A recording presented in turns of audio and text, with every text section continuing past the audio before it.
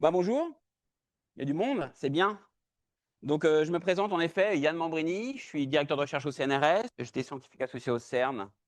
Et donc, on va essayer de voir dans ces 40 minutes un peu ce que j'appelais une physique au-delà des modèles standards. On m'entend bien déjà?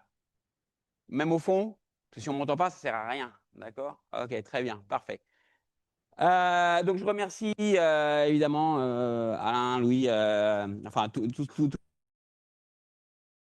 les membres de la SFE aussi qui m'ont invité à donner cette conférence, pas grand public, on va dire semi-grand public, parce que bon, vous êtes quand même étudiant en physique. Donc il y aura quelques équations, mais pas beaucoup.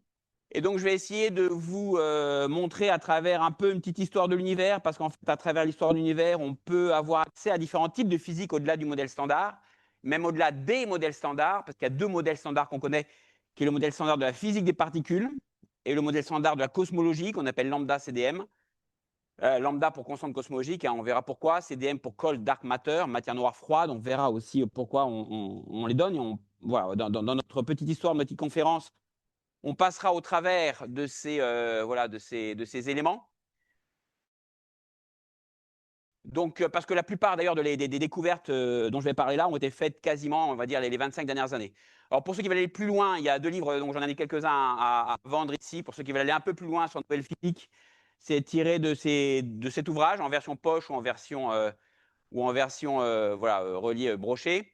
Pour ceux qui veulent aller encore un peu plus loin, il y a le textbook que j'ai écrit. Là, il fait près de 700 pages, où là, on va jusqu'au calcul. Donc, ceux qui veulent vraiment aller plus loin dans la recherche de la physique au-delà du modèle standard, c'est le livre écrit par ordre chronologique. On commence par le Big Bang, l'inflation, et on finit avec la formation des galaxies et la matière noire. Donc, c'est vraiment une histoire chapitre par chapitre. C'est ce que j'appelle plus un toolbook, un livre utile. Si vous avez une question à vous poser sur la baryogénèse, la leptogénèse, la formation de la matière noire, l'inflation, le rating, a priori, toutes les équations sont dans ce livre. Et ceux qui veulent aller encore un peu plus loin, il y a des articles scientifiques. Alors là, c'est plus d'un niveau, voilà, ceux qui voudraient aller faire, pourquoi pas une thèse dans le domaine, qui sont liés à ce genre de travail. Et puis aussi un petit salut aux mes étudiants postdoc qui ont travaillé avec moi, où beaucoup de figures que vous verrez pendant cette conférence ont été réalisées par une belle équipe, voilà, une belle équipe d'étudiants et de postdoc qui ont travaillé avec moi ces 5 dernières années. Deux petites phrases quand même pour rappeler, hein, ne jamais sous-estimer la joie que des gens éprouvent à entendre quelque chose qu'ils savent déjà, même si des choses, certains d'entre vous connaissent déjà, peut-être le fait de le réentendre ou d'avoir une autre version de la chose permet de peut-être mieux la comprendre. Et puis, comme disait Boltzmann aussi, l'énergie disponible, c'est l'enjeu principal dans la lutte pour l'existence et l'évolution du monde. C'est-à-dire que c'est l'énergie qui compte, et toute l'histoire que je vais vous raconter de l'univers, c'est vraiment juste un changement de phase ou un changement de type, de nature de l'énergie. Alors, c'est ce que je disais, donc l'histoire de l'univers, c'est qu'une série de transitions de phase. Je répète, l'histoire de l'univers, ça va être un fil rouge à travers la physique des modèles standards, au-delà des modèles standards. Donc, c'est une transition de phase qui est principalement caractérisée par sa température et sa pression, tout comme dans l'eau, hein, de la glace devient liquide, devient vapeur. Je pense que tout le monde, évidemment, est conscient de ça. Dans le cas de l'univers, c'est à peu près la même chose, pas tout à fait. C'est d'abord dominé par un champ qu'on appelle l'inflaton, qui a une pression négative, puis par la radiation, qui a une pression positive, puis la matière noire, qui a une pression nulle, et depuis 5 milliards d'années, par l'énergie noire, qui a une pression négative. Donc dans l'ordre, pression négative, pression positive, pression nulle, pression négative. Alors après, on ne sait pas où ça va, hein, parce que l'énergie noire, c'est une découverte qui date d'il y a 25 ans seulement. Donc c'est comme ça que l'histoire de l'univers a été faite. C'est juste le changement de nature, sachant qu'avant l'inflaton, ou l'inflaton, quand il était dans ce qu'on appelle un champ de condensat, c'était la géométrie en gros. C'était la géométrie qui dominait l'univers. N'oubliez pas n'oubliez pas. Alors, vous allez le voir dans l'équation d'Einstein, énergie égale géométrie, G mu nu égale kappa T mu nu, on le verra. Donc quand on parle d'énergie, on parle aussi de géométrie. Donc voilà cette histoire de l'univers, donc de l'inflation jusqu'à maintenant, avec ici cette phase d'accélération, d'expansion accélérée, à peu près il y a 5 milliards d'années. Donc une phase d'inflation rapide, le fond diffus cosmologique, la formation des galaxies, il y a à peu près 100 millions d'années après le Big Bang, et ensuite l'accélération accélérée. Donc ce sera un mélange, hein, de découvertes de concepts récents, de questions qu'on me pose souvent et des perspectives historiques sur le futur de notre discipline. Voilà les 4 chapitres qu'on va aborder donc aujourd'hui: inflation, matière noire, la gravité et l'énergie noire, qui sont, je dirais, les 4 domaines les plus actifs, en tout cas en physique théorique, de l'univers, enfin si on concerne l'univers primordial ou l'univers de la cosmologie lien entre cosmologie et physique des particules, on peut appeler ça cosmoparticules si vous voulez. Beaucoup d'activités dans ces domaines-là. Alors, commençons par l'inflation, ce qu'on appelle Big Bang dans le sens commun du terme. Donc, une vision un peu moderne du Big Bang. On va essayer de comprendre que les modèles d'inflation, donc ça date des années, écoutez, premier modèle d'inflation, c'est 78, mais je dirais plutôt 80, 84. C'est la première fois où les modèles d'inflation apparaissent, qui permettent d'expliquer certaines caractéristiques, vous verrez, du fond diffus cosmologique et d'essayer de comprendre ce qui s'est passé. Donc en gros, pour vous rappeler l'histoire, donc l'univers s'est étendu, mais quand ce qu'on appelle Big Bang, c'est bon, en fait c'est plutôt du re-heating, c'est plutôt la création des photons. En tout cas, je vais parler des photons. Quand je parle photons ou radiation, c'est tout type de particules relativistes, parce que quand une particule est relativiste, on ne peut pas distinguer un photon d'un électron, d'un pion, d'un proton quand ils sont relativistes, à part des degrés de liberté. C'est un peu comme une voiture qui va très vite. Si la voiture va très vite, c'est très difficile de différencier sa marque. C'est un peu le même principe. Quand les particules sont très rapides, relativistes, elles sont dans un bain thermique, on appelle ça. Donc c'est à peu près les mêmes particules. Donc quand je dis photons, parfois c'est générique, ça veut dire toutes les particules qui sont sous forme de radiation, donc qui sont relativistes, ce qui est le cas à l'époque du Big Bang, parce que l'énergie est très très haute et donc elles vont très très vite. L'énergie est beaucoup plus grande que la masse ou la brisure de symétrie qu'on appelle électrofaible. Donc le Big Bang a eu lieu partout, hein, c'est une question qu'on me pose souvent aussi, hein, le Big Bang a eu lieu où? Le Big Bang a eu lieu partout, on va dire la lumière a été émise partout, nous on est ici. Évidemment, la lumière qu'on reçoit 380 000 ans après le Big Bang, c'est la lumière qui a été mise dans ce point-là, elle a mis 13,8 milliards d'années à nous parvenir, et c'est la lumière qu'on observe ici, nous, sur Terre. Donc, il faut savoir une chose, c'est que la lumière qu'on reçoit, nous, ici, elle est aussi reçue ici par quelqu'un d'autre. C'est-à-dire que c'est ce qu'on appelle le principe cosmologique d'Einstein. Le cours que je vous donne maintenant, la conférence que je vous donne maintenant est exactement la même que celle qui est donnée dans une autre partie de l'espace qui est non connectée avec nous et qui reçoit exactement le même photon que nous.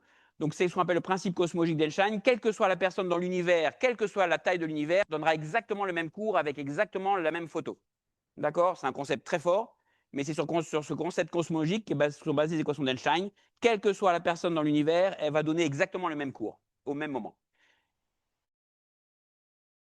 Ce n'est pas un principe cosmologique universel au niveau du temps, dans le sens où le cours que je donne maintenant ne sera pas le même que demain, parce que la lumière que j'aurai reçue demain viendra de ce point-là, qui est un peu plus loin, après-demain de ce point-là, dans 1 million d'années de ce point-là, etc., etc. Donc, ce n'est pas un principe cosmologique universel au niveau du temps, mais au niveau de l'espace, quelle que soit la personne dans l'univers, elle donnera exactement le même cours. Je vous raconte ça, mais j'en sais rien, parce qu'on n'a pas accès à ces points-là, parce que la lumière ne nous est pas encore parvenue. De 13,8 milliards d'années, c'est le temps qu'a mis la lumière pour venir de là à là. Donc, la lumière qui est en route ici, je l'aurai dans 1 million d'années. Donc, je ne sais pas ce qui se passe ici, mais je peux juste faire l'hypothèse, a priori, que c'est la même chose que ce que je vous donne ici. Donc, dans la version moderne du Big Bang, cette expansion de l'univers, hein, c'est comme une feuille élastique qui est étendue, est due à un champ qu'on appelle un champ d'inflaton. C'est un champ qu'on appelle un champ classique, ce n'est pas un champ quantique, il est quantique par la suite, mais au départ, c'est un champ principalement classique qui remplit l'univers. L'univers est plein d'un champ, mais ce serait important, il a une pression négative. Alors évidemment, il n'y a que deux types de pression que vous connaissez. La pression nulle, si je pose une matière dans l'espace, elle ne bouge pas, je n'ai pas de pression. Le gaz, qui est une pression qui est 1/3 de densité d'énergie, pour ceux qui se rappellent les cours. Le 1/3, c'est l'intégrale de cos carré, pour ceux qui ont oublié. Hein, on intègre un cos carré quand on heurte une paroi. Donc la pression d'un gaz, c'est 1/3 de sa densité d'énergie. La pression de la matière au repos, il n'y a pas de pression, il ne bouge pas, donc il ne crée pas de pression. Donc on ne connaît que des pressions nulles et des pressions positives. Il se trouve que les pressions négatives sont autorisées par toutes les équations, notamment les équations d'Einstein. Donc c'est un champ à pression négative, et à pression négative veut dire en gros qu'il pousse les parois de l'espace. Alors comment on voit ces équations-là? Alors là, c'est la seule équation vraiment de la présentation. On résout ce qu'on appelle les équations du mouvement, ça doit vous dire quelque chose, hein, des Lagrangiens, etc. En résolvant les équations du mouvement du champ phi, qu'on appelle le champ d'inflaton, en fait, là, c'est la constante Hubble, H, c'est la constante Hubble, c'est l'expansion de l'univers. On peut la mettre sous forme de densité d'énergie, d'accord, et de pression, d'accord. Donc la pression, c'est l'énergie cinétique moins l'énergie potentielle, et l'énergie, c'est l'énergie cinétique plus l'énergie potentielle. Je pense que ça, tout le monde va pouvoir l'accepter. Donc on a de l'énergie qui est l'énergie cinétique plus l'énergie potentielle, la pression est l'énergie cinétique moins l'énergie potentielle, et donc on peut écrire l'équation du mouvement de l'inflaton en fonction de la densité d'énergie. Et ça, c'est important parce que W, c'est le rapport en fait entre la pression, hop, ça c'est la constante de Hubble, et ce qu'on appelle W, c'est le rapport en fait entre la pression et la densité. Donc c'est très important, la pression est très importante. Ce qu'on appelle une pression, c'est ce qui définit mon univers. Pression nulle, pression positive ou pression négative, c'est ce qui va me définir le destin de mon univers. En ce moment, l'univers est dominé par une pression négative, je vous le rappelle, qu'on appelle énergie noire. Alors, on voit bien que c'est assez facile à obtenir. Hein. Si mon champ phi est constant, je n'ai pas d'énergie cinétique, donc j'ai bien la densité d'énergie qui est plus V, pression moins V, donc le rapport des deux, c'est moins 1, j'ai bien une pression négative. Ma pression est l'opposé de ma densité d'énergie. Donc c'est très très simple. Si j'ai un champ classique qui est constant, j'ai une pression négative. Donc je dirais c'est quasiment le plus naturel. Donc on appelle ça la constante cosmologique, c'est pour ça qu'on donne le terme de constante cosmologique. Un champ constant dans l'espace a une pression négative. Donc je répète, un champ qui est constant dans le temps, excuse-moi, un champ dans l'espace qui est constant dans le temps a une pression négative. D'accord? Et ça, c'est très important. La pression négative, c'est celle qui va donner une expansion exponentielle de notre univers. Et remarquez aussi que si jamais phi est constant, le potentiel est constant, donc ma densité d'énergie est constante. Et ça, c'est quelque chose qui devrait vous surprendre. C'est une densité d'énergie constante. C'est très rare parce qu'une densité, ça se dilue avec l'univers. Dans ce cas-là, mon univers croît en gardant la même densité. Plus il croît, plus il se remplit de champ phi. Plus il se remplit de champ phi, plus il croît. Plus il croît, plus il se remplit de champ phi. Plus il se remplit de champ phi, plus il croît. Donc l'univers croît et à chaque fois qu'il s'étend, il se remplit lui-même d'un champ phi. Et à force de se remplir d'un champ phi, il devient de plus en plus présent et donc il s'étend encore plus vite. C'est pour ça que c'est un développement exponentiel. Plus je m'étends, plus je me remplis, plus je me remplis, plus je m'étends. Alors quand on résout les équations, ça se voit clairement, facilement. L'équation d'Einstein, c'est géométrie égale énergie. Juste G, c'est géométrie. T, c'est le tenseur énergie-impulsion. Juste garder en tête géométrie égale énergie. Quand on résout les équations du mouvement pour Einstein, donc on a le rayon, R c'est le rayon, on a l'accélération du rayon qui dépend de la pression. Je vous rappelle, W c'est la pression. D'accord? Remarquez que c'est négatif, très important. Donc mon univers ralentit. Hein. Si j'ai une pression positive ou nulle, c'est négatif. Donc mon univers en fait s'étend, c'est vrai, mais en ralentissant. Ça, c'est un univers dominé par la matière, un univers dominé par la radiation. Donc avec la radiation, on a un peu plus de pression, donc on s'étend un peu moins vite, hein, comme un ballon qui gonfle un peu moins vite parce qu'il y a de la pression autour de lui mais ça ralentit quand même. Hein, c'est très important, ça ralentit. Alors que si jamais je rajoute ici, si j'ai un W qui est moins 1, vous voyez que si je mets moins 1 pour ma pression négative, ce terme devient négatif qui fait un terme positif pour ma dérivée seconde. Donc ça veut dire R de point qui est égal à R de point égale R, je pense que tout le monde peut le résoudre, c'est exponentiel. D'accord? Eh bien, c'est pas apparu, voilà. L'équation du mouvement, c'est donc le rayon qui est R0 exponentielle de R point sur R. T, ça c'est l'équation de Hubble. Donc, juste pour rappeler, pression nulle, je m'étends rapidement. Pression positive, je m'étends un peu moins rapidement. Pression négative, je m'étends exponentiellement. Ça veut dire quoi? Ça veut dire que l'horizon ici va plus vite que la vitesse de la lumière. D'accord? N'oubliez pas que n'aller plus vite que la vitesse de la lumière uniquement à travers l'espace. L'espace lui-même peut aller plus vite que la vitesse de la lumière. Rien n'interdit. Dans Einstein, ce qui est interdit, c'est d'aller plus loin. On n'a pas le droit d'aller plus rapidement que la vitesse de la lumière à travers l'espace. Mais l'espace lui-même ne suit pas cette loi-là. Donc là, c'est une petite histoire, mais la question que j'entends souvent, c'est l'univers s'étend dans quoi? C'est une question qui est évidemment légitime. La première réponse des physiciens, une extension, c'est juste un changement métrique. Hein, donc GIJ est égal à R multiplié par GIJ. On ne voit pas ici, mais c'est un GIJ. La réponse, c'est l'infini plus l'infini égale l'infini. Si j'ai une feuille infinie qui s'étend, l'infini s'étend dans l'infini, donc c'est une question que je ne me pose pas. C'est vrai que si jamais j'ai quelque chose de fini, quand je m'étends dans quelque chose, eh ben, l'infini, j'ai 2 fois l'infini, ça reste toujours l'infini. Mais la réponse, je trouve un point de vue qui est assez pratique si jamais on vous pose la question, vos étudiants, ou voilà, ça peut arriver. Donc évidemment, la question c'est ça, il s'étend dans quoi? Je comprends, vous êtes dans votre pièce, dans votre chambre, et votre chambre s'étend autour de vous, vous vous dites, mais ma chambre s'étend dans quoi? Si vous voulez ne pas vous poser la question, vous prenez la perspective inverse, vous rétrécissez dans votre chambre. C'est exactement la même chose. Si vous rétrécissez dans votre chambre, vous avez exactement l'impression que votre chambre s'étend, et vous ne posez pas la question, je rétrécis dans quoi? Vous rétrécissez dans votre chambre. Donc se rétrécir dans votre chambre, c'est exactement la même chose qu'un univers qui s'étend. Du coup, vous avez les mêmes équations et ça permet de vous éviter de la poser la question, l'univers s'étend dans quoi? D'accord? C'est exactement la même perspective. D'ailleurs, il y a des théories qui disent qu'on est dans un trou noir, en train de rétrécir dans un trou noir, et l'horizon de l'univers, c'est en fait l'horizon du trou noir, et qu'on est absorbé par un trou noir, et qu'on est en train de se rétrécir dans un trou noir. C'est des théories un peu ésotériques, mais ça marche parce que les équations, en fait, sont les mêmes. Autre question que je vous laisse je répondrai à la fin de la conférence pour ceux qui viendront me poser la question plus tard, c'est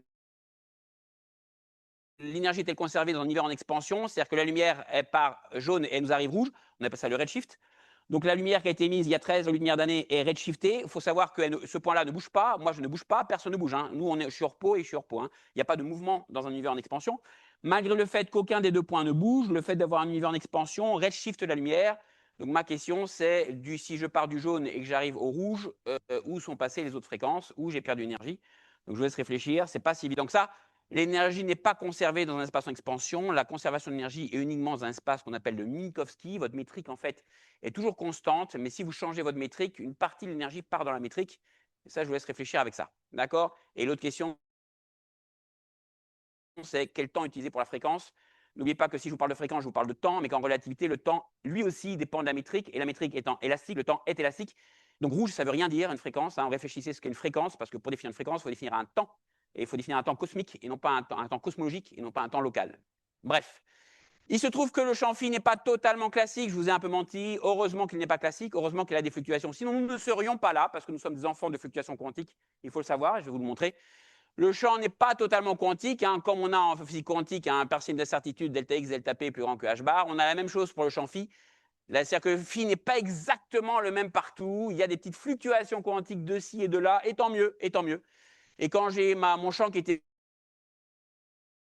avant constant dans tout l'espace, qui était le même partout, et ben du coup, il a une petite fluctuation qui dépend de la position. Et donc, ma densité a une petite fluctuation qui dépend de ma position. Et donc, mon accélération a une petite fluctuation qui dépend de ma position.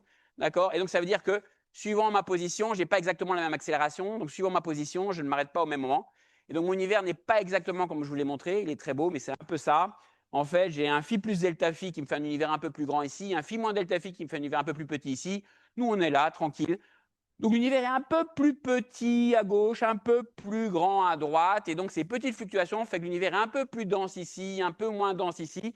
Une petite fluctuation de densité de 10-5, et ces fluctuations de densité de 10-5 nous fait qu'on est là. Hein, c'est grâce à ça qu'on est là, parce que s'il n'y a pas de fluctuation de densité, eh ben, il n'y aurait pas de gravité qui ferait s'accumuler la matière autour vous allez voir le gaz autour des sources de matière. Donc en fait, vous voyez, l'univers est presque homogène. Il y a des petites inhomogénéités, un peu plus denses ici, un peu moins denses ici. Et ces petites inhomogénéités font, en fait, vous verrez qu'on est là, parce que c'est ce qui donne après le fameux fond diffus-cosmologique qu'on voit, qui fait que c'est un peu plus chaud ici, un peu plus froid ici, parce que c'est un peu plus dense ici, un peu moins dense ici. Et ces différences de densité, vous verrez, font qu'on est là. Alors, on simule ça facilement. Voilà ce que ça donne en simulation. Ça, c'est une simulation d'un champ d'inflaton quantique. Vous voyez qu'il y a des fluctuations quantiques qui apparaissent. C'est un champ qui oscille, en fait. C'est un champ oscillant, parce que l'équation que vous avez vue est une équation qui donne un champ qui oscille. Donc, il oscille, en fait, et après avoir oscillé, il fait un gaz de particules, un peu genre un gaz de particules, mais ce n'est pas une particule, hein, je répète, c'est un champ classique avec des petites fluctuations quantiques.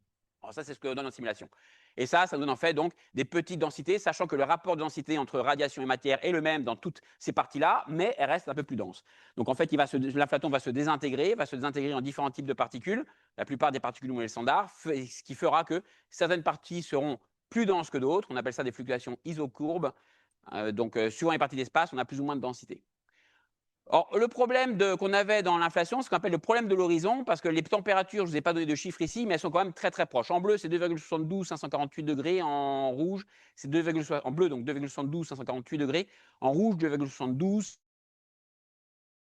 549 degrés. Il n'y a que 0,00001 degré de différence entre ces températures. Et évidemment, ce n'est pas normal. Pourquoi ce n'est pas normal? Parce que ce photon n'a jamais discuté avec ce photon n'a jamais discuté avec ce photon, et pourtant, ils ont exactement la même température. S'ils ont exactement la même température, c'est qu'à une époque dans l'univers, ils étaient en contact, ils ont discuté entre eux. Donc, quand on appelle Big Bang, ce n'est pas le début de l'univers. Le Big Bang, c'est juste le début de l'inflation. Avant l'inflation, l'univers existait.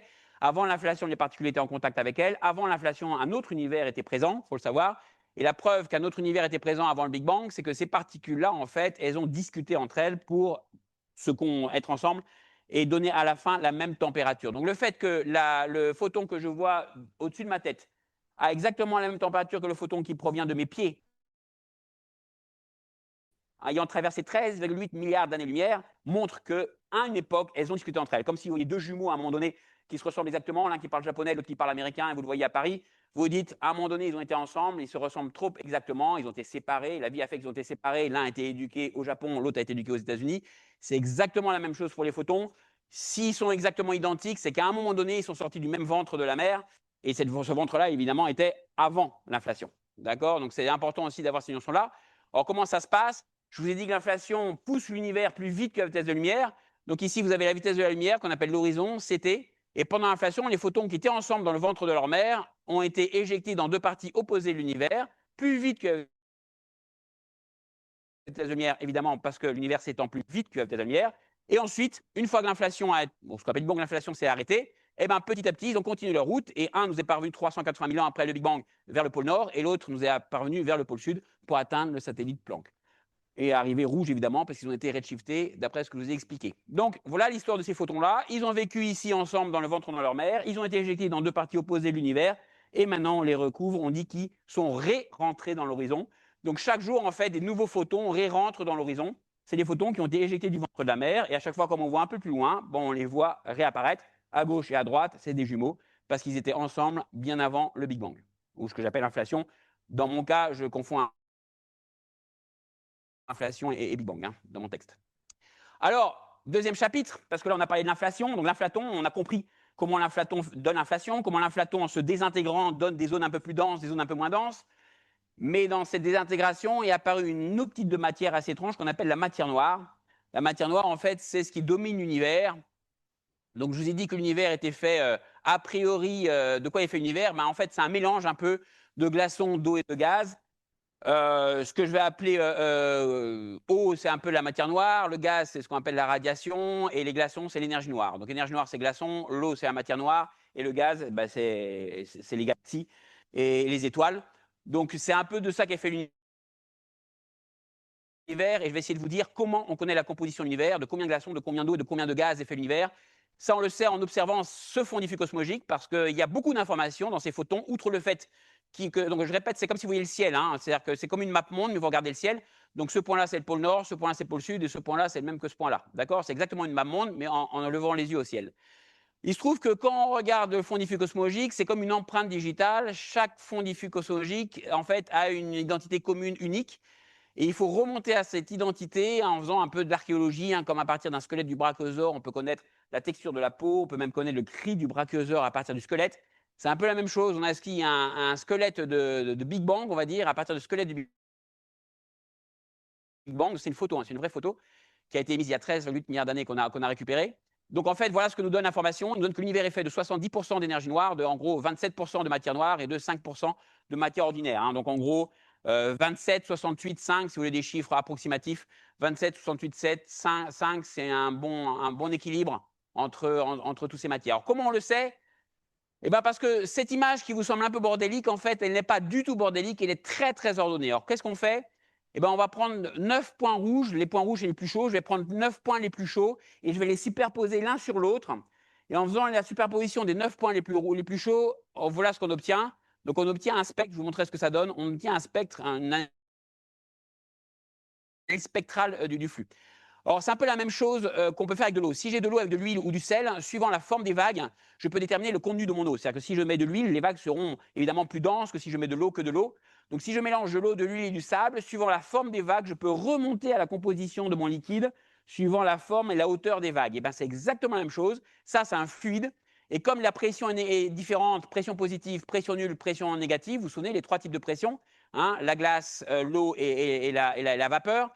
Comme j'ai trois types de pression, je peux reconstruire les vagues à partir de ça. Donc, je prends les 9 points les plus chauds, en fait, et voilà ce que j'obtiens.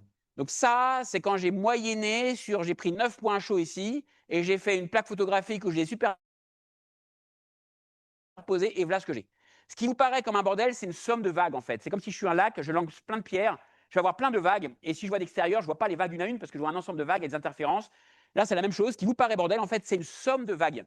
En fait, c'est un fluide avec une somme de vagues. Et si je connais en fait les vagues, la hauteur des vagues, et ben comme pour l'eau, je peux reconnaître la composition. Ça, c'est le modèle standard. Le modèle standard me donne exactement ce que j'observe. Si je n'avais pas de matière noire, voilà les vagues que j'aurais dû avoir. Si je n'ai pas d'énergie noire, voilà les vagues que je devrais avoir. Donc sans énergie noire, sans matière noire, avec énergie noire et matière noire qui correspondent à ces pourcentages-là, c'est ce qu'on trouve. Donc c'est comme ça qu'on connaît la composition de l'univers. On analyse en fait les vagues du fond diffus cosmologique qui nous permettent de connaître la composition de l'univers avec la pression négative, pression nulle et pression positive. C'est exactement la manière qu'on fait, et c'est comme ça qu'on a la bonne composition. Donc ces deux températures-là sont très faibles, mais du coup, on se dit, est-ce qu'on peut aller plus loin? Est-ce qu'à partir de cette photo, maintenant que je connais la composition de l'univers et je connais la pression de l'univers, est-ce que je peux reconstruire mon histoire de l'univers de cette photo jusqu'à maintenant pour essayer de voir si je peux former des galaxies? Je vous répète, inflaton, fluctuation quantique, différence de densité, point d'interrogation. Est-ce qu'on forme des galaxies avec ça? Eh bien oui, et c'est ce qu'on appelle des simulations à N-core, c'est ce qu'on va faire. Alors, ce qu'on va faire, c'est très simple, c'est que je vais mettre un peu plus d'atomes là où c'est bleu, un peu moins d'atomes là où c'est rouge, d'accord? Parce qu'ils sont un peu plus denses là où c'est froid, parce qu'ils bougent un peu moins. Et normalement, l'histoire de l'univers me dirait que cette matière devrait s'accumuler, se rassembler, devrait former des étoiles avec des gaz, et des étoiles devraient former ensuite des galaxies.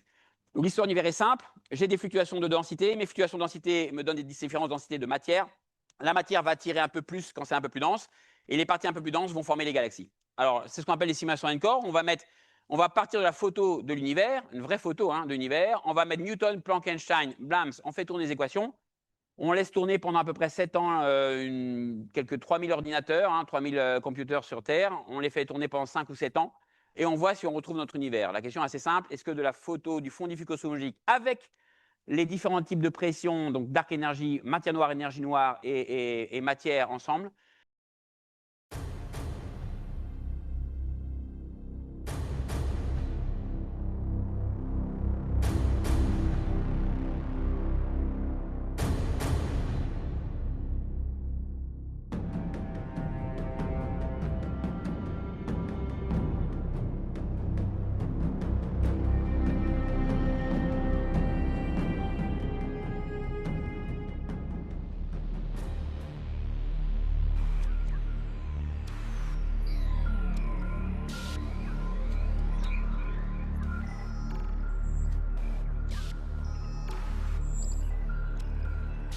It's not real. Just a computer-generated fantasy.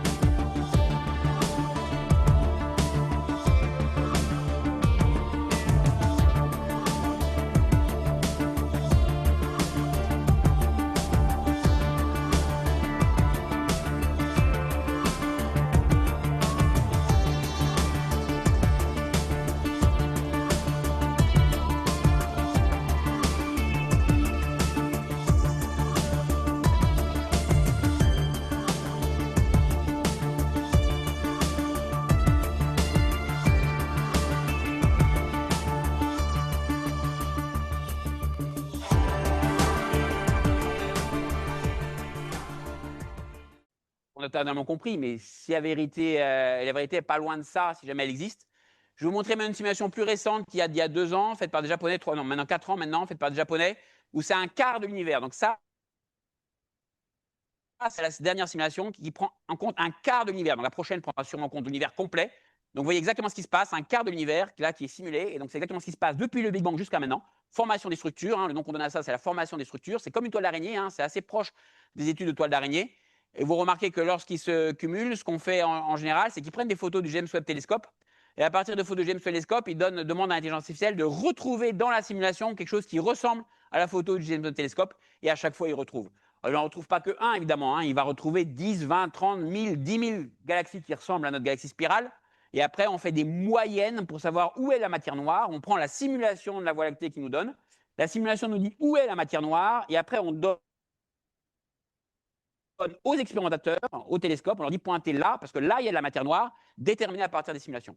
Hein, dans l'ordre, on a le fond diffus cosmologique, on fait tourner les simulations, on a la photo de notre galaxie, on sait où est la matière noire par la simulation, on donne ça aux expérimentateurs, on dit pointez là, parce que là, il y a de la matière noire d'après nos simulations. D'accord? Donc ça, c'est une histoire d'univers qui, quand même, qui tient bien le coup. Alors, il y a d'autres preuves de présence de matière noire, on appelle ça l'amas de la balle. L'amas de la balle, c'est un amas de galaxies qui a percuté un autre amas de galaxies, ça c'est la balle, et ça c'est un amas qui a été percuté de gauche vers la droite à travers un amas, et donc on voit très bien que l'un est passé à travers l'autre, voilà ce qui s'est passé. Donc un petit amas de galaxies a heurté un autre amas, et vous allez voir qu'on voit clairement la matière noire apparaître, parce qu'on va faire une analyse de l'antigravitationnel et une analyse de rayon X. Donc voilà ce qui s'est passé, et en fait vous allez voir que bleu c'est la matière noire et le gaz il est en rouge. D'accord? C'est comme si on avait enlevé les cheveux des amas, c'est-à-dire que la matière noire est passée l'une à travers l'autre, les deux bleus sont passés à travers sans s'en rendre compte, mais le gaz a commencé à interagir entre les deux, et ça se voit clairement lorsqu'on fait les analyses. Donc les lentilles gravitationnelles, donc la masse par lentilles c'est les isolines que vous voyez là. Donc on voit bien que la masse ici est à droite et à gauche, alors que le gaz en X-ray est bien au milieu. Donc c'est deux amas de galaxies de matière noire qui sont collisionnés, et les deux amas de matière noire continuent leur route sans le gaz, et le gaz, donc les galaxies, vont rester entre elles sans matière noire. Donc, ils ont été un peu rendus chauves, on va dire, par la collision. Alors, une des possibilités sur lesquelles travaillent certains de mes collègues, c'est que je vous ai parlé de matière noire, mais peut-être qu'il y a aussi des forces noires, parce qu'on sait que nous, on a non seulement de la matière, mais on a aussi des forces électromagnétiques, forces faibles, forces fortes. Pourquoi il n'y aurait pas aussi un système de forces? Pourquoi il n'y aurait pas un groupe de jauge, un système complet de matière noire et pas uniquement une particule, mais des forces noires? On appelle ça les dark forces. Donc, force noire, il y a le dark photon qui est très recherché, ça fait rire, mais il y a dark photon, c'est un gros sujet de recherche, à DESY et au CERN. Et donc, en fait, peut-être qu'il y a des étoiles noires, donc peut-être que ce qu'on appelle matière noire, en fait, c'est un système complexe, et peut-être, pourquoi pas, on peut rêver qu'il y a des systèmes noirs, c'est des êtres noirs, et qui cherchent les 20% qui manquent, parce que c'est 80% de la matière noire, et nous, on n'est que 20%, donc peut-être 80% de l'univers est fait par des civilisations complètement dark, qui sont en train de se demander c'est quoi les 20% qui manquent, c'est-à-dire nous. On n'en sait rien, on peut après imaginer, mais la recherche d'étoiles noires et de photons noirs est une recherche très active, en particulier en expérimental. Convaincu? Bah oui, convaincu évidemment. Alors pour ceux qui ne sont pas encore convaincus, il y a une chose encore plus beau, ce qu'on appelle les oscillations acoustiques baryoniques, c'est encore plus fantastique. C'est que je vous ai dit que vous vous souvenez, je vous ai dit qu'il y avait des vagues ici, d'accord, des vagues. Et bien normalement, s'il y a des vagues, les galaxies devraient être aussi autour des vagues, parce que si c'est une vague, une densité, il y a plus de densité autour de ce point-là de la vague, et bien mes galaxies devraient être elles aussi autour des vagues. Et bien oui. Quand vous regardez le ciel et qu'il vous paraît bordélique, et bien le ciel des galaxies bordéliques, c'est pas du tout bordélique, c'est une somme de bulles. C'est des bulles en fait. Nous sommes sur des bulles, et les bulles sont exactement issues des bulles qui sont issues du fond diffus cosmologique. Quand on calcule en fait la distance entre ce point-là et cette vague-là, c'est exactement la même distance qu'il y a en moyenne entre deux galaxies, entre un ensemble de galaxies dans les bulles d'acoustique oscillation. Donc quand vous regardez le ciel qui vous paraît avec des étoiles, bon, il faut voir les galaxies évidemment, un ciel de galaxies qui vous paraît un peu bordélique, en fait, c'est une somme de bulles qui sont les unes imbriquées dans les autres, et c'est exactement la bonne taille, la même taille qui correspond aux tailles des ondes issues du fond diffus cosmologique. Donc, si l'histoire n'est pas exactement celle-là, elle est quand même pas loin. Hein. Et je vous rappelle, ces vagues sont issues de fluctuations quantiques de l'inflaton. Donc l'histoire, fluctuation quantique de l'inflaton me donne une petite différence de densité qui me crée un plasma avec des vagues qui me crée des galaxies autour de la matière noire. L'histoire est incroyable, à partir d'une fluctuation de 10 puissance moins 5, ça donne Léonard de Vinci et Einstein, ce qui est pas mal quand même. Ce qui est pas mal quand on y réfléchit. Avant-dernier chapitre, la force de la gravité, ça c'est quelque chose qui est très intéressant et très étudié en ce moment, parce que la gravité, on en parle un peu, mais pas vraiment, et on va essayer de voir que la gravité n'est pas si faible que ça, malgré ce qu'on dit. Donc la gravité dans une coquille de noix, très très rapidement, vous vous rappelez ce qu'est la gravité et les équations d'Einstein. On va aller rapidement parce que ce n'est pas très important, mais la seule chose que je vais vous dire, c'est géométrie égale énergie. T minus c'est l'énergie, géométrie c'est énergie. Toute forme d'énergie déforme la géométrie. C'est les équations d'Einstein et c'est Einstein. C'est très simple à se rappeler. Mais qui dit énergie dit quanta. Et c'est là où on va à la physique quantique, de relativité générale à la physique quantique. Ça, c'est la relativité générale. Et le passage de là à là, c'est la physique quantique. Parce que l'énergie, c'est une fluctuation quantique. Donc, toute géométrie crée la fluctuation quantique. Et toute fluctuation quantique crée la géométrie. Et là, ça donne des choses assez bizarres, notamment la radiation Hawking. Donc, ma fluctuation quantique d'un champ, j'appelle qui, par exemple, n'importe quel champ de particules est créé à partir de la géométrie. Le nom qu'on donne de la géométrie, c'est le scalaire de Ricci. Je le simplifie par un scalaire de Ricci, c'est le nom qu'on donne, c'est le R. Donc, la déformation de l'espace, en fait, une accélération de l'espace, me crée des quantas. Je répète, c'est très étrange, ma fluctuation quantique vient de la géométrie. Une accélération, c'est un quanta. Cette équation est très étrange, mais c'est ce que donne la relativité générale. Ça veut dire quoi? C'est-à-dire que si Einstein ne bouge pas, il ne voit rien, mais si Einstein accélère, il voit des photons. Je répète, en accélérant dans l'espace, vous créez des particules. Donc, toute accélération de l'espace crée un point dans l'espace qui s'éloigne de l'observateur plus vite que la vitesse de lumière. On appelle ça un horizon. Tout horizon crée des quanta. D'accord? Si j'accélère, je vais créer des quanta. Donc, si vous êtes en accélération dans l'espace, des photons. À l'inverse, si vous voyez un photon, il y a un référentiel où il disparaît. Vous pouvez accélérer pour voir disparaître le quanta photon. Vous pouvez créer du vide à partir de votre accélération, créer des quanta à partir de votre accélération. Donc, vous pouvez créer du vide à partir de votre accélération. D'accord? Il y a un référentiel où vous pouvez tous disparaître. Vous n'existez pas. Je vous transforme en géométrie. Ah ouais, pas mal. Hein. Le nombre de particules dépend de l'observateur. Ça, c'est très important. Ça n'a pas été prouvé encore. On appelle ça l'effet Neuroux, l'effet Schwinger, ce que vous voulez. En électromagnétique, le nombre de particules dépend de l'observateur. Le nombre de particules dépend de l'observateur, pas l'énergie, le nombre. D'accord? Alors, ça donne évidemment la radiation Hawking dans le cas d'un trou noir, et ça donne la radiation, l'effet, la radiation Hawking-Gibbons dans le cas de l'expansion de l'univers ou dans le cas du Big Bang. On a 3 domaines où on a une création de particules, un trou noir, l'inflation, donc le Big Bang, et maintenant l'énergie noire, parce que l'énergie noire, vous allez le voir, est aussi. Donc, ça crée un spectre de particules avec une température. La température, en fait, est donnée par le rayon de Schwarzschild, c'est pas très important. On a une température qu'on appelle la température donc Hawking pour le trou noir, et la température de 2 Citer, en fait, dans le cas d'un horizon de Citer en accélération. Un univers en accélération ou un trou noir, c'est la même chose. Ça vous crée en fait des particules et aussi des ondes gravitationnelles par ailleurs.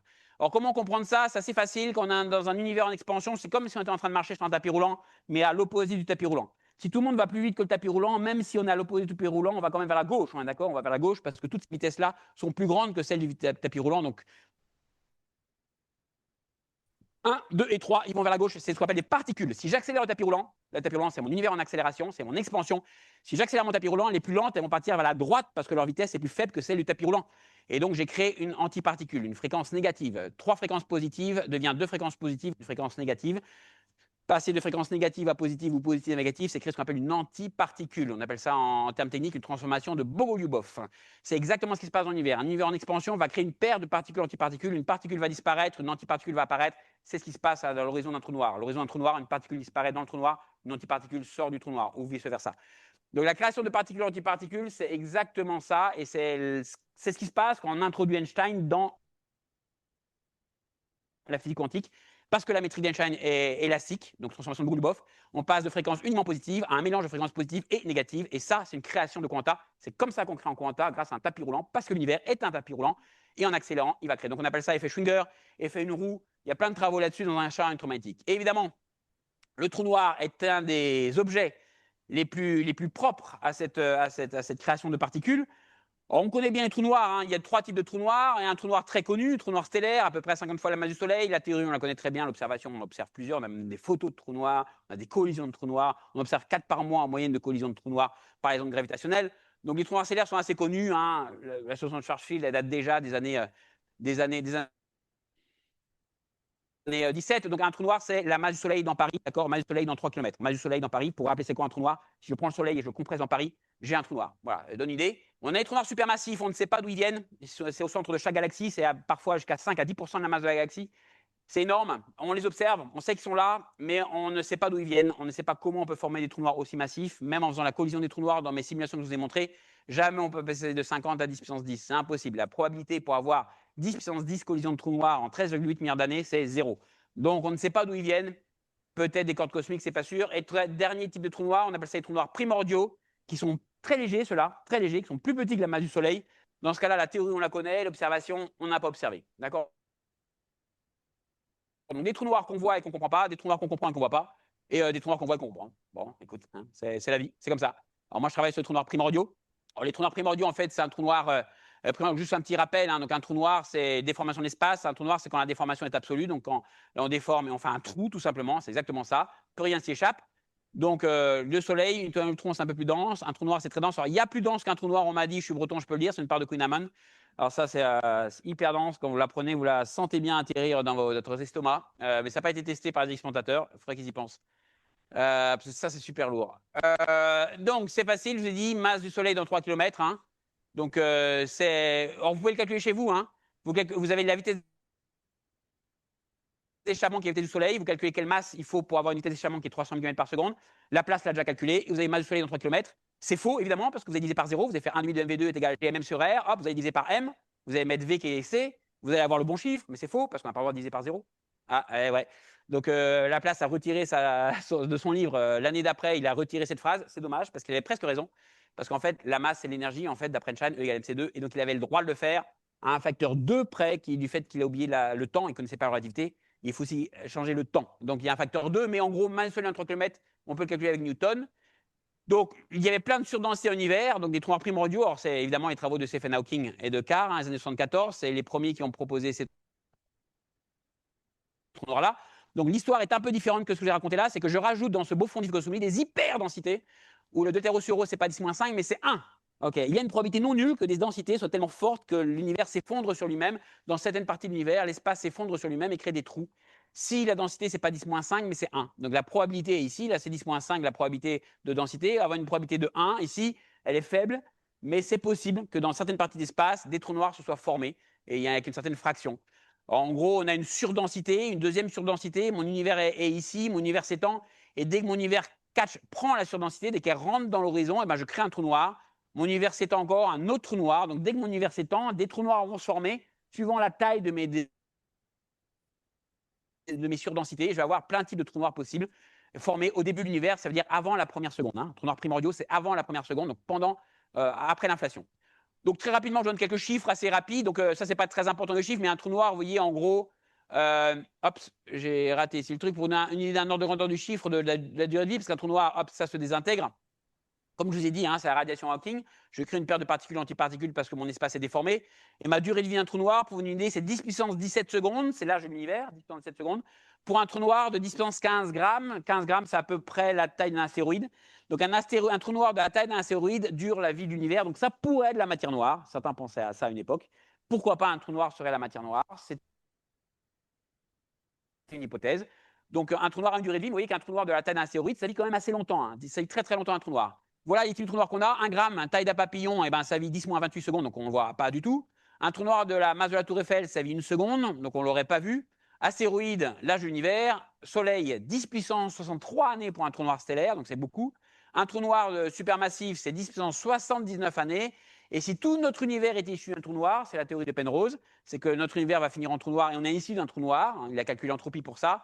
Ça correspond à 10 puissance 115 années. C'est-à-dire que si jamais l'univers venait à s'effondrer, si la constante cosmologique disparaissait, par exemple, si elle s'intégrait, on pourrait se recompresser dans un trou noir au bout de 10 puissance 115 années. Alors, on a voulu en faire un code de la matière noire, malheureusement, ça ne marche pas. Ça, c'est un dernier résultat en fait, qu'on voit. Tout est exclu, on exclut par rapport à différents types d'expériences, mais le trou noir, c'est la fraction de trou noir qui peut être la matière noire. Un trou noir ne peut pas être matière noire, malheureusement, mais ça a été une hypothèse pendant plusieurs années. Mais bon, on les étudie quand même pour d'autres raisons. Évidemment, un trou noir, ça peut former de la matière noire. Un trou noir, ça peut former des neutrinos droits. J'en parle pas là, mais c'est sert pour la biogénèse. Ça peut réchauffer l'univers. Ça peut aussi former les photons du fond diffus cosmologique. Et ça peut former des ondes gravitationnelles. Donc un trou noir est très étudié à travers tous ces types de processus, matière noire, physique des particules, inflaton, rating ou ondes gravitationnelles. Et donc, avant de conclure, on peut aussi regarder en fait les fameuses déformations de l'espace par les ondes gravitationnelles avec une expérience qui est un pulsar time array. C'est-à-dire qu'au lieu de regarder juste les ondes gravitationnelles autour d'un trou noir, autour de la Terre, on peut prendre la galaxie en fait. Et des pulsars, c'est comme des phares dans l'espace en fait. Et si une onde gravitationnelle passe à travers la galaxie, elle déforme la galaxie. Et les pulsars vont un peu bouger à gauche, à droite, à gauche, à droite, à gauche, à droite. Et ça, on peut l'observer. On peut observer une vague en fait passer à travers notre galaxie. Et il semble qu'on ait observé ça en fait. Ça, c'est les données. Alors, bon, ça date déjà de 2023, mais c'est encore en étude. C'est qu'il semble, ça c'est notre galaxie, c'est l'angle. Hein. On voit la galaxie de 0 à 180 degrés. Donc, on est en train de voir toute la galaxie. Et remarquez que ça, c'est les données en fait des pulsars. Et ça correspond à comme une vague. Ça, c'est la vague. Si on n'avait pas de vague, on serait sur la ligne blanche. Et vous voyez que ça semble fitter plutôt à une vague. C'est comme si une vague est en train de passer carrément à travers notre galaxie. Une vague qui est peut-être due à la collision de deux trous noirs supermassifs qui déforment l'espace élastique. Et on est peut-être en train de voir l'élasticité de notre galaxie à travers l'étude des pulsars. Et donc, je vais conclure rapidement sur mon dernier chapitre sur l'énergie noire, rapidement parce qu'on n'y connaît pas grand-chose, en fait. C'est plus une observation que de la théorie. Il y a plein de théories, ce qui n'est pas bon signe en général. Et donc, en gros, on s'est rendu compte que 8 milliards d'années après le Big Bang, l'univers est reparti en même phase d'expansion qu'au début. D'accord? On est en début de phase exponentielle, exactement comme c'est en phase de Big Bang, comme si on repartait en nouvelle phase de Big Bang. Certains, notamment comme Penrose, proposent des univers éternels où l'univers continue en Big Bang sur Big Bang sur Big Bang sur Big Bang. C'est assez étrange, mais bon, alors comment on a compris ça? Eh ben, on a compris ça par observation. Donc ce champ, on ne lui a pas donné le nom d'inflaton, on aurait pu, parce que c'est le même type de champ, pression négative. C'est exactement la même chose qu'on a vu au chapitre 1, donc je ne reviens pas dans les détails. On lui a donné le nom de quintessence parce que l'énergie est beaucoup plus faible que l'inflaton. Et surtout, c'était le 5e élément qui s'ajoute en fait à la terre, le feu, l'air et l'eau. Donc voilà les 4 éléments définis par Empédocle, terre, eau, air et feu. Mais en fait, on sait très bien, vous l'avez vu, qu'il y en avait, et donc on a rajouté la quintessence, le 5e élément. Lambda, sachant qu'effectivement, hein, il n'y a que 2 éléments, on a bien vu, pression nulle et pression positive, hein, le gaz et la terre, hein, la matière noire et le gaz, et on a rajouté lambda, qui est une pression négative, qui est de la même nature que l'inflaton. Je vous répète, pression négative, pression positive, pression nulle et repression négative désormais. Alors, donc toute la physique est la même, hein, donc c'est exactement la même physique, hein, on la rajoute dans l'équation d'Einstein, c'est pour ça qu'on appelle ça une constante cosmologique, mais ça peut être un champ aussi, tout comme un champ d'inflaton. Or, c'est très bizarre, hein, je vous rappelle, donc si j'ai un gaz et une pompe et que je tire sur la pompe, évidemment, quand ma pression est positive du gaz, ma pompe revient. Si je bouche ici le bout de ma pompe, et ben, ma pompe elle revient parce que mon gaz en fait a une pression négative, la pression positive du gaz pousse sur ma pompe, elle la fait revenir en fait à l'intérieur. Donc ça fait ce genre d'expansion de l'univers, vous vous souvenez, hein, avec une pression positive, donc mon univers s'étend en ralentissant. Par contre, si je remplis ma pompe de champ de quintessence, eh ben, c'est l'opposé. Plus je tire ma pompe, en fait, et plus ma pompe est tirée par le haut, parce qu'en tirant sur ma pompe, je remplis de quintessence, je tire, je remplis de quintessence, je tire, je remplis de quintessence. Et donc plus je tire ma pompe, plus je remplis de gaz, plus je remplis de gaz, plus je tire ma pompe. On revient sur une expansion accélérée, et c'est exactement la même expansion qu'on avait pour l'inflation, à part que ce chiffre-là n'est plus le même, parce que l'expansion est maintenant un peu plus lente. Donc, densité constante, 2 fois plus d'énergie. On revient sur le problème de la conservation d'énergie. Hein, ma densité constante, mon volume augmente. Densité constante multipliée par le volume me dit que l'énergie augmente. Donc, mon énergie de l'univers augmente sans arrêt. D'accord? On a lunch for free, comme on dit, on a un repas gratuit. Alors, c'est pas que de la science-fiction. On mesure la pression. Je n'ai pas de pression parce qu'elle est mesurée. Hein. L'univers, il faut voir ça comme un gaz. En regardant le mouvement des galaxies, on prend des galaxies comme des particules. On calcule la pression de l'univers. Moins 1, c'est pression négative. Ça, c'est les données. Alors, il y a WMAP, c'est pour le fond diffus cosmologique, Deep Energy Survey, vous avez les baryonic acoustic oscillation, donc la taille des bulles ici, vous avez les supernovas. Donc, tout ça, il faut être dans ces bandes pour, être pour respecter les conditions. Et vous voyez que toutes les bandes, en fait, elles se coupent à moins 1, elles se coupent à moins 1, elles se coupent à moins 1. Ça, c'est ma pression est négative. La pression de l'univers est négative, on n'y peut rien. On vit dans un univers, la pression négative. C'est comme si vous plongez dans une piscine et la pression d'une piscine, elle est de plus en plus forte pour plonger dans la piscine. Si vous plongez dans l'univers, dans un champ d'inflaton, la pression est de plus en plus faible. En fait, vous étirez. Plus vous plongez dans une piscine d'inflaton, plus votre corps s'étire à l'infini. Donc, un champ à pression négative, c'est un champ qui fait vous étirer quand vous plongez dedans. D'accord? Mais c'est l'univers. Enfin, c'est les données qui nous donnent. Hein. Donc, ça, on n'y peut rien. On essaie de calculer. Donc, la pression négative existe parce qu'elle est observée. Alors, bon, la question, je répondrai à la question à la fin. Quel univers est-il conservé? Parce qu'évidemment, c'est la même question que pour l'inflaton, parce qu'on a exactement la même chose, donc on retrouve sur la même question. Je vous la répondrai, quelqu'un me posera la question, je pense, à la fin. Alors, pour finir, je vous ai raconté cette histoire-là, je vous ai raconté l'histoire de ce petit carré, mais j'en sais rien sur les autres carrés, parce que là, je vous ai dit principe cosmologique, on vous dit que c'est la même chose, mais j'en sais rien. Peut-être que là, l'inflation n'a pas encore eu lieu, peut-être que là, l'inflation est encore en cours, là, il y a des êtres intelligents, là, les pommes s'envolent, peut-être les lois fixes ou pas même, des amibes. J'en sais rien, parce que ma lumière n'est pas parvenue. Donc, je vous ai raconté l'histoire de ce petit carré là au milieu de l'univers. Donc, c'est comme un ballon. Voilà notre horizon. Je vous ai raconté cette histoire-là. On la comprend assez bien, mais alors qu'est-ce qu'il y a là? J'en sais rien. Les couleurs, c'était des lois physiques différentes. Aucune idée. Mais en tout cas, on peut imaginer. Mais on fait des simulations de ça, et c'est un de mes collaborateurs qui fait des simulations en théorie des cordes. On peut avoir des simulations, ce qu'on appelle le multivers. En gros, ça veut dire que nous, on est dans un espace assez sympa. L'expansion, elle n'est pas trop rapide. On est en expansion accélérée, mais ça va encore. Donc, on a le temps de former des étoiles, vous avez vu. On a le temps de former des galaxies. L'expansion est suffisamment lente pour avoir le gaz qui peut s'accumuler autour de la matière noire. Mais il y a des endroits de l'univers où l'expansion est très rapide. Donc, ça, c'est le taux d'expansion de l'univers suivant la partie dans l'espace. Nous, on est ici. C'est notre petit carré. Et peut-être dans d'autres parties de l'espace, l'univers est encore en expansion accélérée. Il n'y a pas de galaxies parce que l'expansion est trop rapide pour pouvoir laisser les galaxies se former. Mais ça, on n'en sait rien. Alors, la connexion entre ces points-là, aucune idée. Sans doute, peut-être certains pensent à des trous de verre. Hein. Les trous noirs, parfois, c'est des trous de verre. Entre deux trous noirs, il y a un trou de verre qui existe. Tout ça, c'est un peu la science-fiction, sachant que les trous de verre sont prédits par les équations d'Einstein. Et tout ce que les équations d'Einstein ont prédit jusqu'à présent était juste. Hein, il n'y a aucune prédiction d'Einstein qui n'a pas été juste. Donc on peut imaginer qu'il y ait des trous de verre entre deux points d'espace du trou noir, mais ça on ne le sait pas. Mais si je fais un petit résumé de l'échelle de la taille de notre univers, hein, suivant les années, en échelle log, juste pris une échelle log, en fait, c'est pas compliqué. En moins 300, l'univers faisait 10 000 km, Eratosthène, la taille de la Terre. En 1609, 1 milliard de kilomètres à peu près, le système solaire, avec la lunette de Galilée. Avec les observations de Hubble, 10 puissance 19 km, en gros, la distance entre deux galaxies, entre Andromède et la Voie lactée. 65, le fond diffus cosmologique, 10 puissance 23 km, hein, on a vu 13,8 milliards d'années-lumière. Donc si je fais l'échelle log en 2065, donc vous, normalement, vous serez capable de nous montrer 10 puissance 39 km, hein, donc c'est ces multivers-là. Peut-être que vous serez trouvé un moyen de voir au-delà du fond diffus cosmologique. Alors, il ne faudra pas utiliser des photons, je pense. Peut-être des ondes gravitationnelles, j'en sais rien. Enfin, il faudrait voir. Mais bon, j'ai espoir.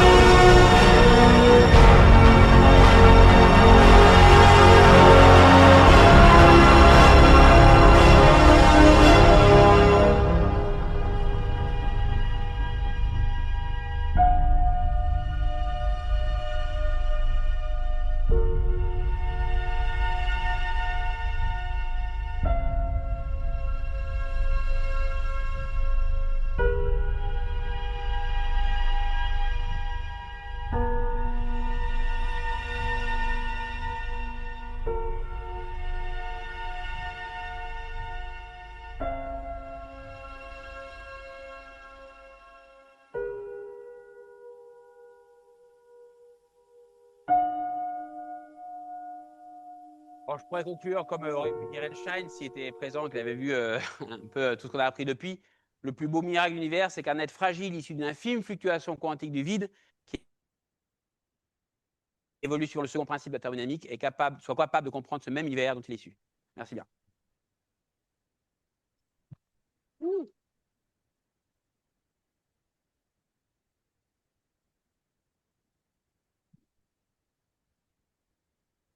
Alors, on va prendre. Donc, il est un peu tard, je suis désolée. Donc, pour les étudiants qui ont besoin de partir, je vous en prie, hein. Bah, c'est plus intéressant ici. On va prendre le temps pour quelques questions quand même. Quelques questions, oui. Allez-y, n'hésitez pas. Allez, crie.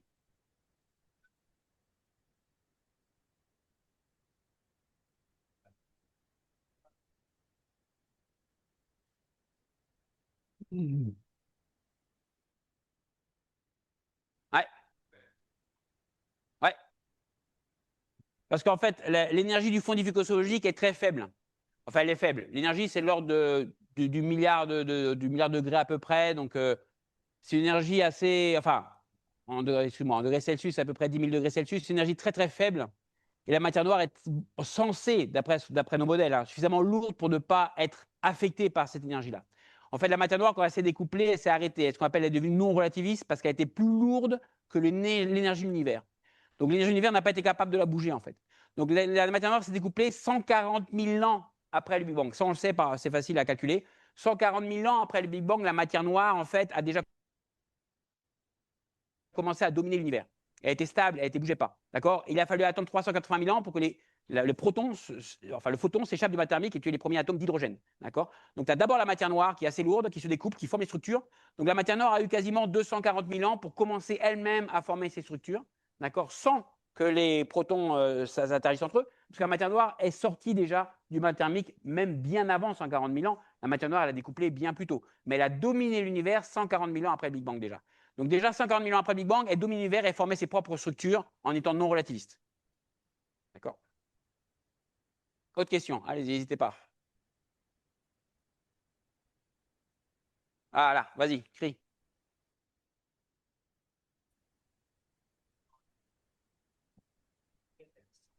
Ah, ok. Alors, la première question, c'était est-ce que la matière noire est relativiste? Donc, ma réponse était non relativiste lors du découplage. Et la deuxième question, c'est les théories pour expliquer les trous noirs supermassifs. C'est pas très clair. Ça peut être des trous noirs primordiaux, ce que je vous ai raconté là. Hein, s'il y a des overdensités, en fait, à peu près avant la seconde, après le Big Bang, on peut former des trous noirs supermassifs, puisque la masse dépend évidemment de la taille de l'horizon. Hein, plus je forme tard mon trou noir, plus mon horizon est grand, et donc plus j'ai de matière dedans, donc plus mon trou noir est massif. Ça peut être aussi des collisions de cordes cosmiques, on appelle ça. Hein, des cordes cosmiques comme ça qui se collisionnent et qui font des hyperdensités, qui forment des trous noirs supermassifs. Mais la théorie n'est pas vraiment très clair pour l'instant pour la formation de trous noirs supermassifs. Tout ce qu'on sait, c'est que par juste collision de trous noirs, ça ne suffit pas, les 13,8 milliards d'années. Une autre question, n'ayez pas peur. Ah, là, vas-y.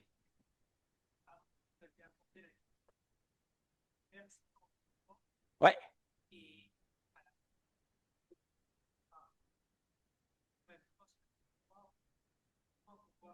Ouais. Ouais.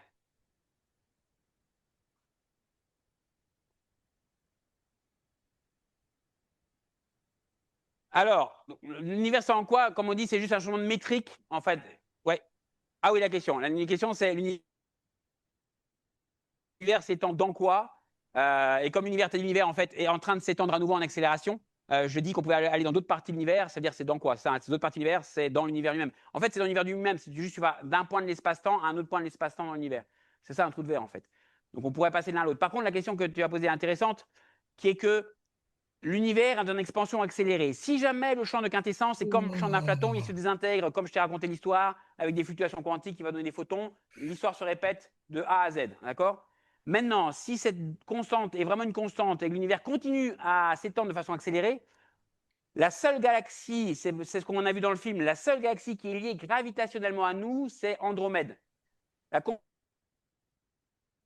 constante de Hubble, c'est 60, je donne le chiffre, c'est 67 km par seconde par mégaparsec. Un mégaparsec, c'est une distance en gros entre deux galaxies. Donc entre nous et Andromède, l'expansion est de 67 km par seconde. Une vitesse de galaxie, c'est typiquement 500 km par seconde. Donc Andromède va plus vite que l'expansion de l'univers. Donc Andromède se rapproche de nous, ou vice-versa, on se rapproche d'Andromède, d'accord? Si je vais à 10 mégaparsecs, mon expansion est de 670 km par seconde, 67 multiplié par 10, d'accord? Qui est plus grand que la vitesse des galaxies.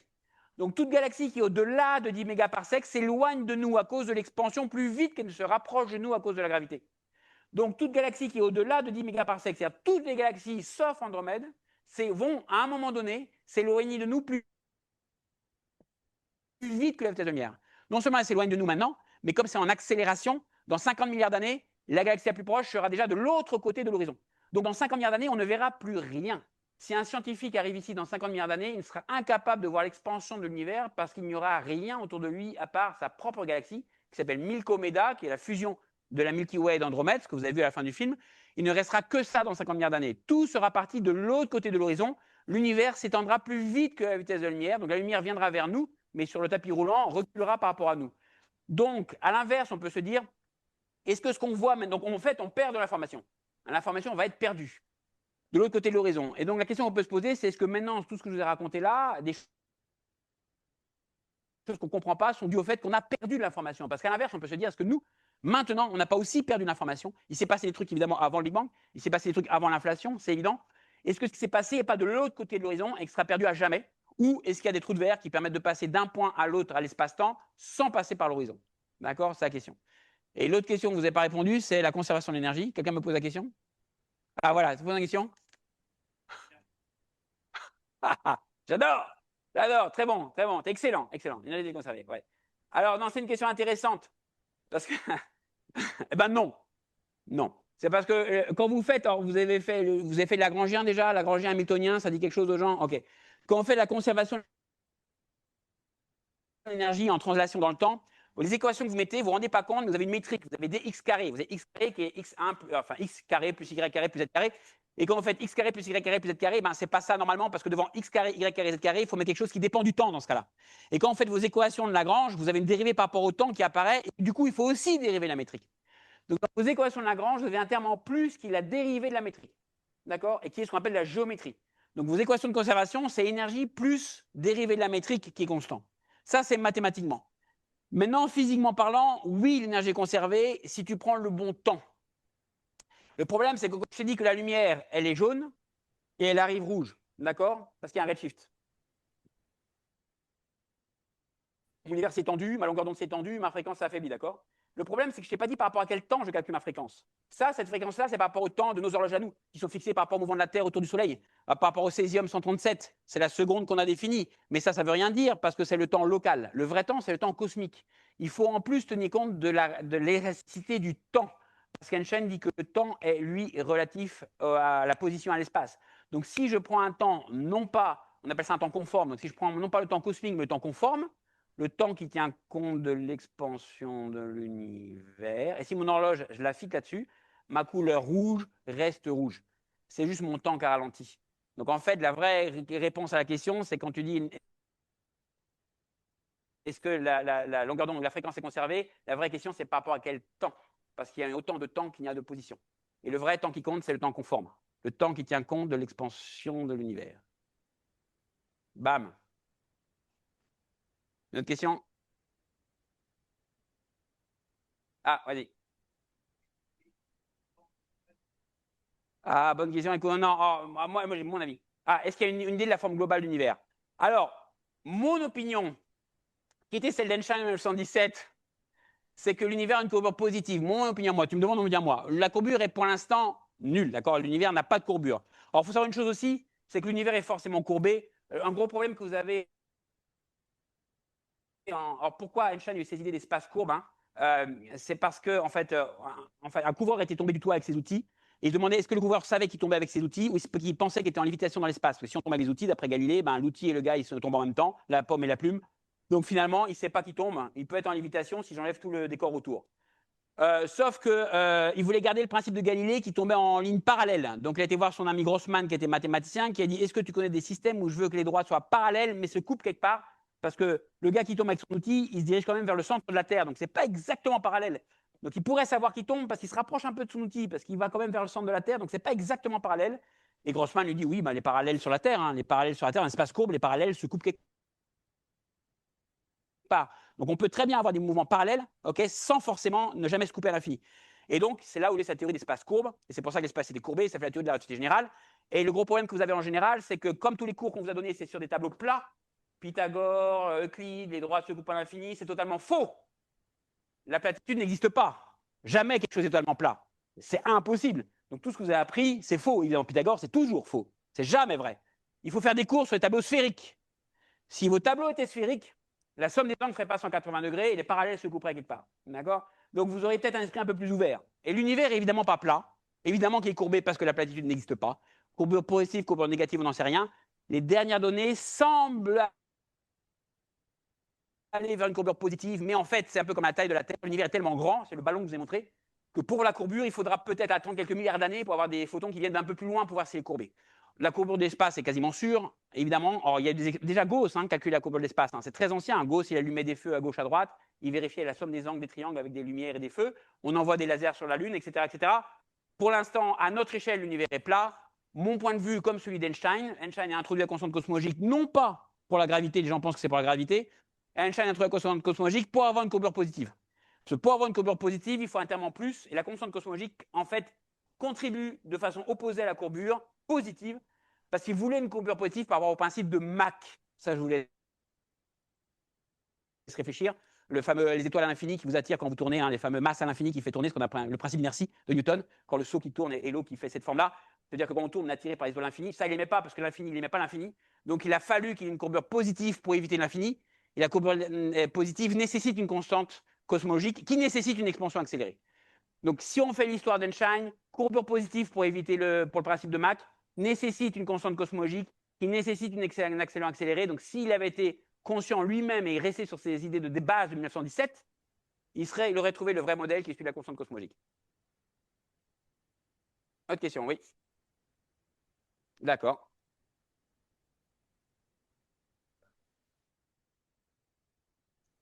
Ouais, ouais, ouais.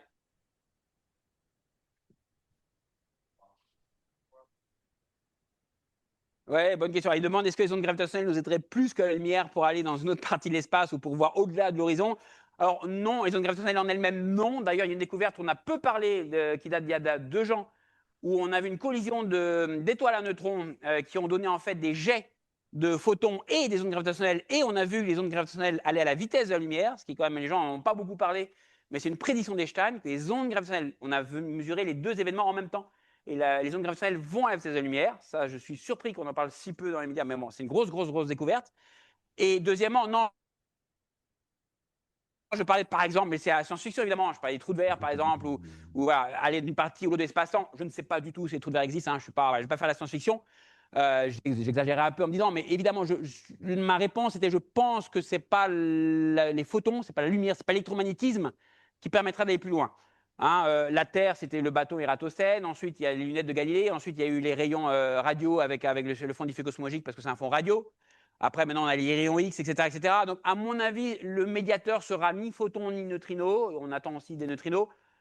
Peut-être la gravité, parce que c'est le seul objet où je vois possible, si je veux, d'aller entre guillemets plus vite que la lumière. C'est que l'espace qui ne respecte pas cette loi-là. Et comme c'est que la géométrie qui ne respecte pas cette loi de limite de vitesse de lumière, alors que toutes les autres forces le respectent, je pense qu'il faudra jouer sur l'espace, sur la géométrie. En gros, ma question, c'est la géométrie qui permettra d'y aller et non pas l'énergie. C'est le G menu, à mon avis, qui est la solution, pas le T menu.